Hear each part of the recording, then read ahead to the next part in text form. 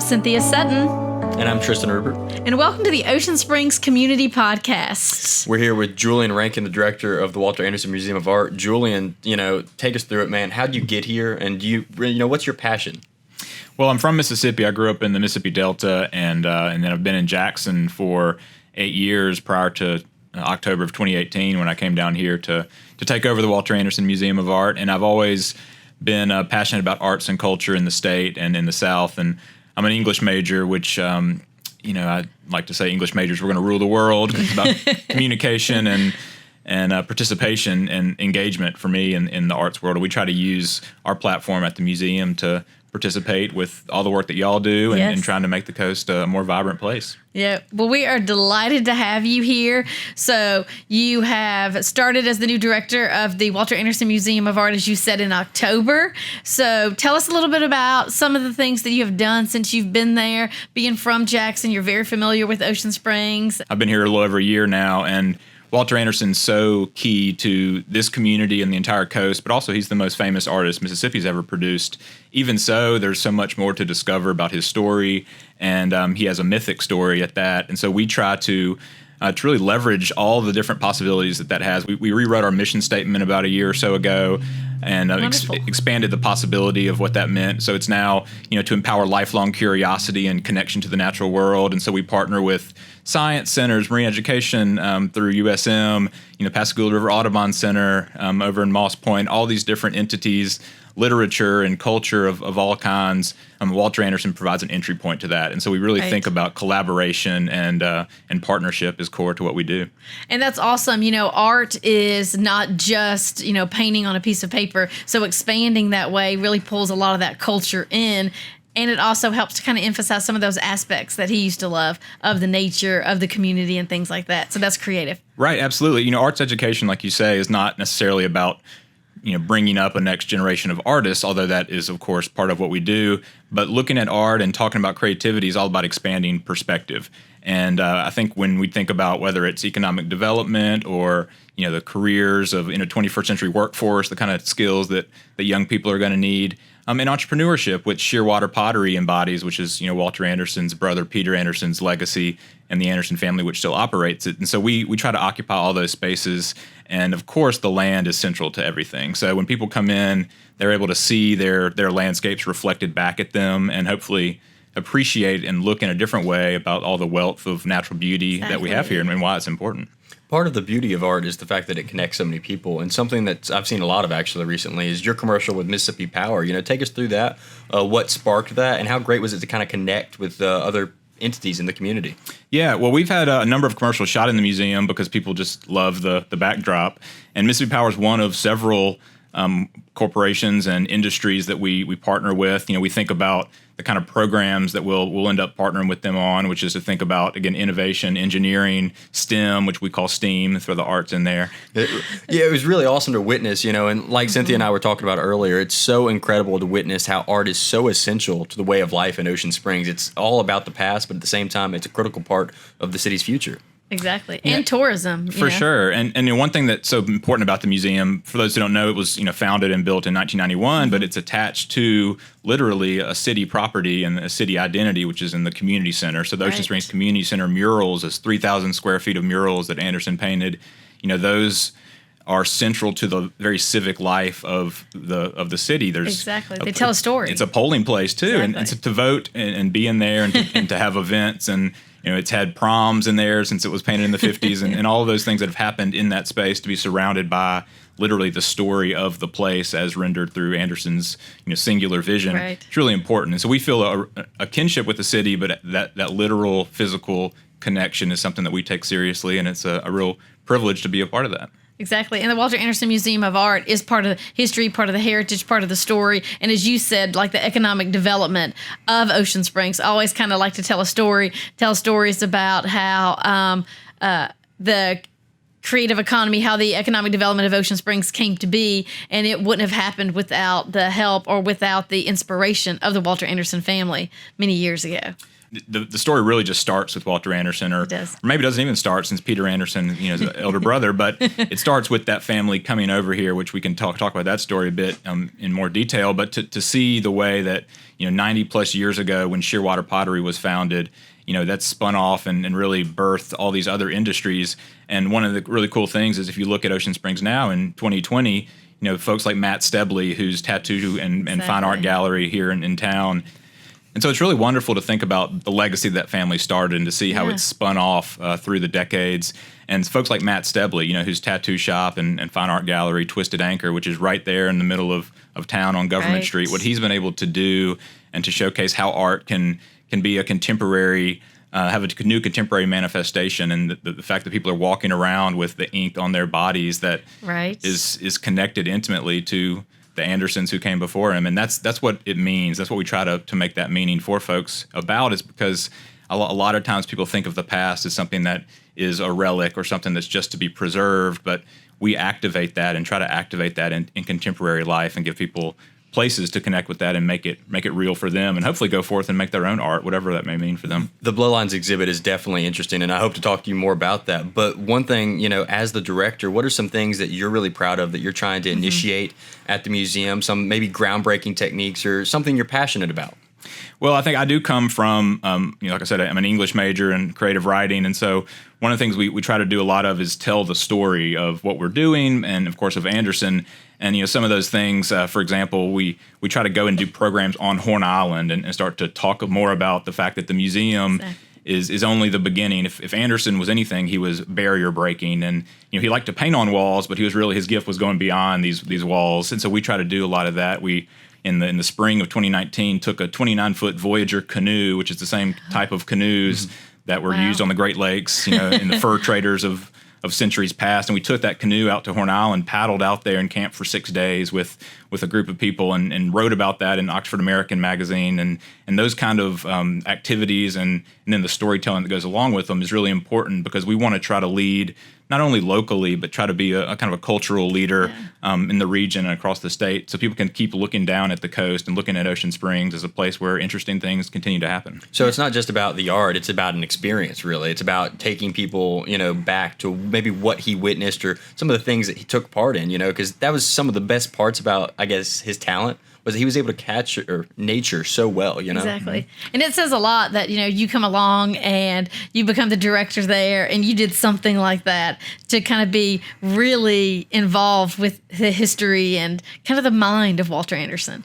Yeah, I mean, it is about getting immersed in that in more ways than just reading about the stories. And what's so cool about Horn Island is, of course, it's a federally designated wilderness site, and it is like another world, another reality, if to use kind of Andersonian language, and it's only several miles off the shore. But to go out there like Anderson did and to see those landscapes when he was painting his Horn Island watercolors, which for those who don't know, are really the most priceless artifacts because they weren't even discovered in their totality till after his death. He kept these very private to himself, but he made them not for the sake of making art as a product, but it was really about this process of connecting to nature. And he thought that when he did that, he was able to see kind of beyond the horizons of modern life and to give himself a perspective.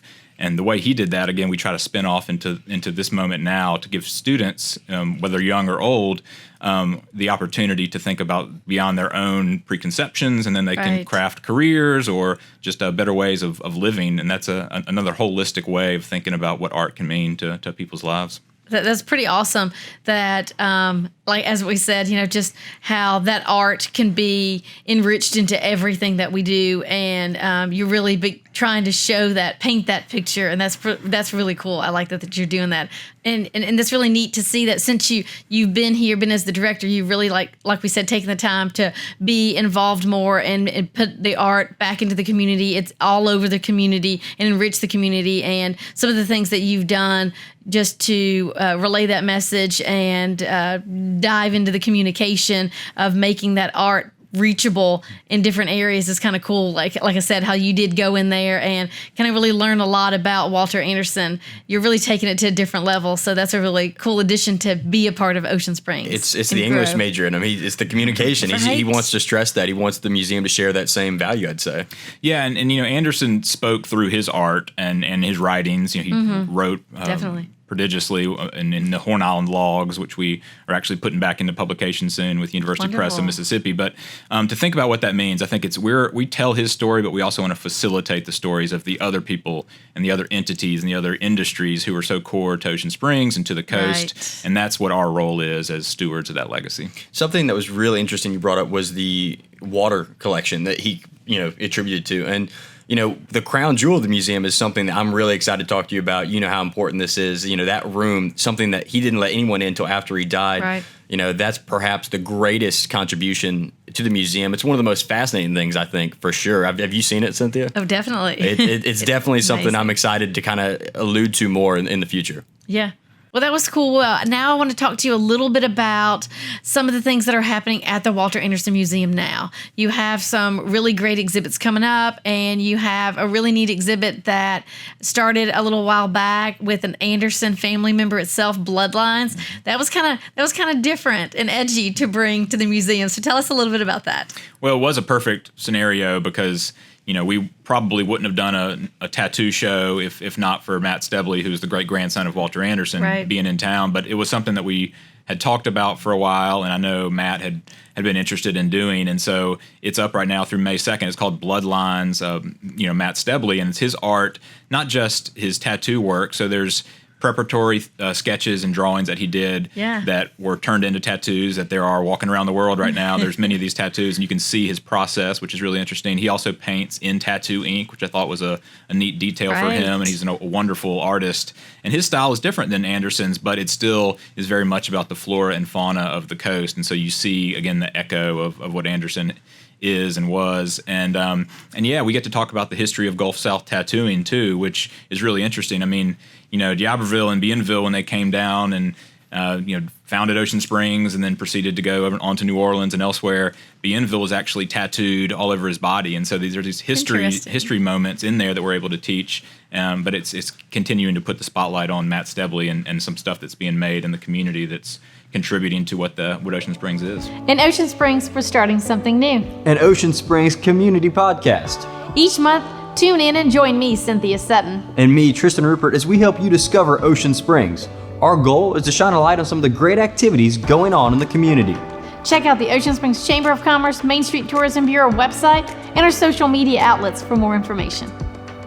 Walter Anderson's great-grandson, tattoo artist Matt Stebley, is the focus of that. And it was a wonderfully unique situation because you had this tattoo artist who, we might not have normally shown had he not had this wonderful family connection. But at the same time, Matt Stebley's known around the country and the world not because he's related to that family at all, but because of the work he produces. And so it was a perfect opportunity, and those two worlds coming together. And so we mounted this exhibition that showcases his work and also a little bit of the history of Gulf South tattooing. And I really like it because it shows the process, which if you think about Anderson's work, the process is so important, all the different kinds of art he made. It's always interesting to think about what goes into making that. And with tattoos, you don't always get to see. You can't open the door and go into a gallery and see all the tattoos on people because they're out living their lives. Right. But you can have the preparatory drawings that Matt did that are now, again, walking around on people's skin. And so there's a lot of that. There's also paintings he did that are done in tattoo ink, which is always, I think, a compelling detail. So it's been a really popular exhibition and one that we're proud of, and I know Matt was excited to be able to do it, and so it's really a good contemporary piece that echoes what Anderson has in the rest of the museum. Right. How great is that? The fact that you really just sum it up best by saying it's walking out, on people's legs, on people's arms. It's living, breathing art. And to see that it's also so heavily influenced by his great grandfather's art, the flora, the fauna, the nature themes. Speak a little bit about that. How incredible is it to witness and then to shine a light on somebody that's really continuing the museum's namesake? Yeah, absolutely. And I had the opportunity prior to even coming down here several years ago. I wrote a magazine article about Matt, so I knew him from before, and then to come and even in that article, this was 2013 or 15, and talking to him about his inspiration. He, of course, was influenced by Walter Anderson, but also Mac Anderson, who was the younger brother, right. and the graphic style that he had. And so is an interesting opportunity for us to talk about the holistic influence of that whole family. And then, of course, artists who Matt grew up around, Chris Stebley and Stig Markison, all these folks who he was able to glean from. And then to take all that material, all the stuff around us, the natural world, the animals, the plants, and to put that through his own lens and his own arm and hand, and to put the different spin on it that he does. And it was interesting, though, talking to Matt recently before we mounted the exhibition, talking about what tattooing is as a permanent mark on the skin, right? You think about it as this thing that's going to last forever, and tattoos do. But also, Matt said something interesting. He said this is actually one of the least permanent art forms, if you really think about it, because if you paint a mural like Anderson did in the 50s, that's going to be around for a long time because it will be preserved, or a canvas can be preserved. But when we die, as humans, if we have tattoos on our skin, it's gone forever. And so in many ways, and Matt jokingly said, maybe chalk art is a little more impermanent. It only lasts a few decades. It's quite impressive, really. And he's a talented artist. You've seen his work. It's truly incredible what that man can do. Exactly. And, it's really cool that he has the tattoo shop in downtown Ocean Springs. He's an Anderson family artist. And then you guys have taken an interesting way to display his art and the nature of art as well. And as always, you talk about the creative economy, and it just kind of helps add that different aspect, that entrepreneur type of aspect to art itself. Yeah, I think it goes back to what we talked about earlier, which is about perspective, kind of giving people, expanding their perspective about what fine art is, and then, what museums can and should do. Right. And it was really fun when we opened the exhibition, is because we always have our member opening receptions, and we did that. But then we had a late night reception. We called it Ink Night. And anyone who had tattoos and was showing them got in free. And so we had a whole different clientele. And then Matt actually tattooed one of our staff members live underneath Walter Anderson's boat. And so we videoed that, and there's this awesome moments of just seeing him literally underneath this umbrella of the legacy and enacting live for everyone to see, his own talent and putting that on someone's skin. So that was one of those moments where museums don't ordinarily do live tattooing in the galleries, but it was completely appropriate. And that's what we try to do. We try to do fun things, not for the sake of shock value, but when it makes sense to push the envelope and show people a different way of thinking about what art is. And you mentioned the entrepreneurial aspect of it. Being an entrepreneur, you have to be, creative and do things that some people may, balk at pretty much. But something that you mentioned earlier is that he actually paints using tattoo ink. How unique is that? How awesome was that to learn that? Yeah, it was really cool. And I think the practical reason is because he's familiar with the colors. He can translate that. But also it's sort of like watercolor, and which is what Walter Anderson is so known for in his Horn Island watercolors. So it's just a different way of doing some of the same things. You think about the stereotypes of what an artist is, and usually it's this kind of bohemian lifestyle, maybe not the best at math or business, but in reality it's not that at all. And especially in Ocean Springs with Shearwater being around for so long, quintessential business, and then Matt Stebley's tattoo shop and gallery again. So I think what we try to stress with that is that everything around us is done with imagination and innovation, and artists are key really to every industry. You can think across the board about what happens over at Ingalls when you're building ships and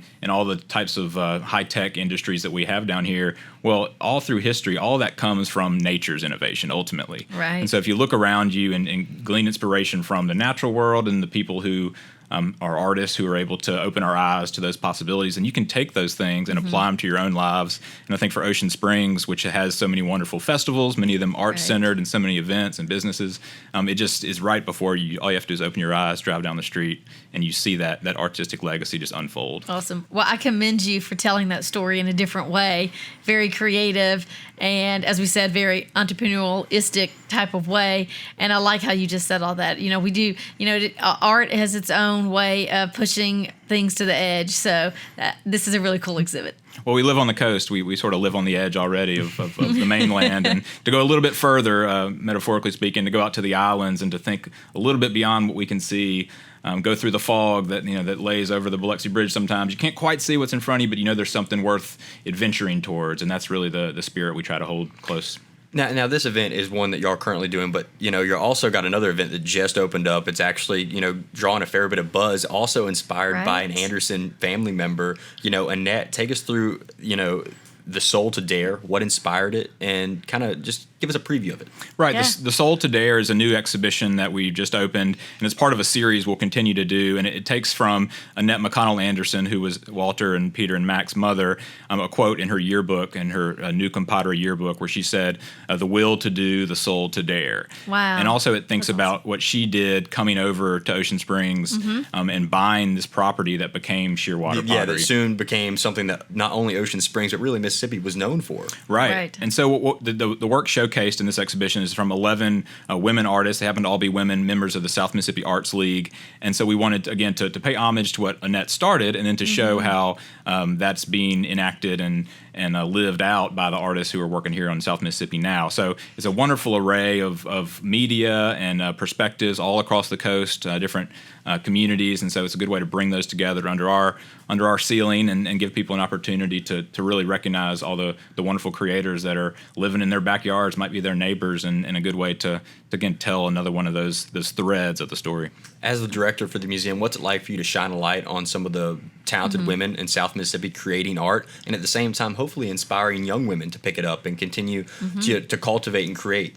Yeah, no, it's amazing. And I think our curator, Maddie Codling, who's was the originator of this, it's her brainchild, she is aware of that. And, in all the things we do, whether it's the women artists or just the programs for different age groups, any of the activities that we have, it's about not just telling Anderson's story or our story, but it's about showcasing and shining light on what other people are doing that's important. The creativity that's already out there in many ways that can either be inspired, a little bit of inspiration can ignite something that someone else may end up being the next originator of something wonderful on the coast. Just like anything, you blink and it's gone. Right. So I'd encourage people to get in there soon. And then if you haven't been to the museum recently, we reinstalled and reinterpreted our collection in 2019. So what that means in museum lingo is that we took a fresh look at the entire Anderson story and all the objects we had, many of are in our collection, some of which came from the family that people haven't seen before. And we told that story in new ways. And so there's all these different areas of the museum. We talk about the mental illness, the time in institutions, and we show artwork that Anderson created during that 1937 to 40 period. There's all the wonderful masterpieces that you know and love, but there's also new moments of excitement. And so it's a great opportunity for people to rediscover what we're doing. In other words, if you haven't been there recently, you need to get back out there and check it out. There's some cool stories and definitely some reinvention. Now, one thing I wanted to hit on in particular, two exhibits going on at the same time. One that's talking about the current state of the Anderson legacy in Matt Stebley and Bloodlines, and then one talking about perhaps the woman that's responsible for all of it. If not for her, buying those 25 acres, would this all be possible? How awesome is that to shine a light not only on the current state of everything, but also at the same time where everything began? Yeah, we're uniquely positioned to do that, and I guess the way I would say that is Walter Anderson himself was so entranced by global cultures and different aesthetics, and really he was inspired to make murals because he saw the cave paintings that were made 20,000 years ago. So to really put that in a nutshell, when you walk into the museum, you're really participating in an artistic legacy, not just of Anderson's, but of America and of the world that's centuries and thousands of years old. And so to be able to tell so many areas of what's happening here locally, but also to get people to connect to really what makes us human is what we're about, and that's what Anderson wrote about, and that's why he made the art that he did. Hi, I'm Cynthia Sutton, Director of the Ocean Springs Chamber of Commerce Main Street Tourism Bureau. I want to welcome everyone to our Ocean Springs Community Podcast. We invite you to discover Ocean Springs, check out our community podcast, as well as our other social media platforms. If you'd like to learn more, visit our website at oceansprings.chamber.com. Well, we heard a lot about these exhibits, how they talk about the past and the present. So tell us a little bit about what we can expect for the future of the Walter Anderson Museum of Art. The biggest thing we're working on is a campus expansion, a capital project. So right across the street from the museum, we own this property. It's about the size of a football field. And sitting there currently is the Art Cottage, which people know is this educational building that we've used for some time, historic residential property. And so we're going to develop the entire property and redo the Art Cottage, bring it up to the 21st century, and also build new construction, new educational facilities, and a public garden with native flora from the mainland and the island. And what it's going to do is be a hub for intergenerational and interdisciplinary discovery. So what that'll look like is there'll be educational programs, art-making programs like we've always done, but there'll also be different cross-sector collaborations, programs that get people to dive into this innovation and economic development, these ideas that students coming up now on the coast need the skills of collaboration and teamwork and just to imagine for themselves what they want their careers to be. So they'll be prototyping different things in these new educational facilities, whether that's working with architects, architects and civil engineers, or Wow. volunteers that come over from Ingalls, different scientists and other experts across fields of study. And then the garden itself, all this green space will be a place for tourism events and festivals.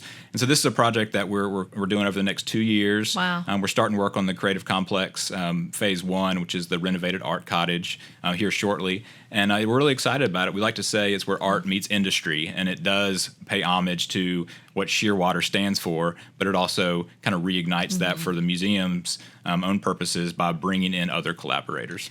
And it's kind of like, I think you mentioned, kind of like an incubator for artists. So that's going to be something that is well welcomed in Ocean Springs, and we haven't really had. And I think it's very fitting for what the economy is of Ocean Springs. And you talk a lot about the creative economy. So this is a great way to kind of breathe that new life into art. So, for economic developers, there's this idea that community development precedes economic development. And so they go hand in hand. How vibrant are communities?